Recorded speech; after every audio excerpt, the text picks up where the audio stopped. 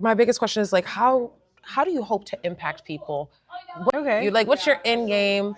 hmm So when it comes to community, my end game, I would say 5 years ago, was to do more community-based events. Mhm. When I was hosting events and stuff for the homeless out in New Britain, I used to do coat drives, with canned goods, tampons, toothbrushes, That's dope. socks, because I always saw that there was a need. When you start to open up a brick and mortar like business and you actually have a storefront, you'll start to notice that the community itself is not what's going to pour into your business, but what you can do to pour into the community with your business.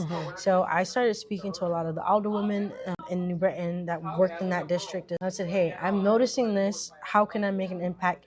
Can I use your influence? And then again, closed mouths don't get fed. Right. They started hosting events there. Then I got the NAACP, their branch in New Britain, to come and host events at my venue, but it was also free.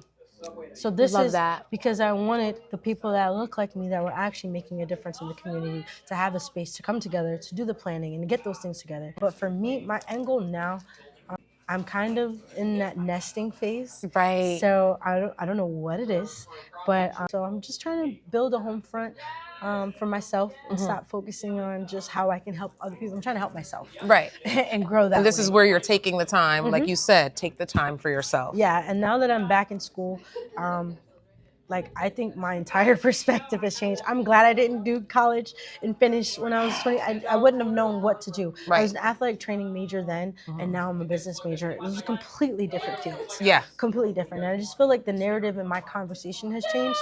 So for myself, my end goal now is to pour back into myself all the energy that I've exerted and put out for other people. I'm trying to pour that back into myself. My biggest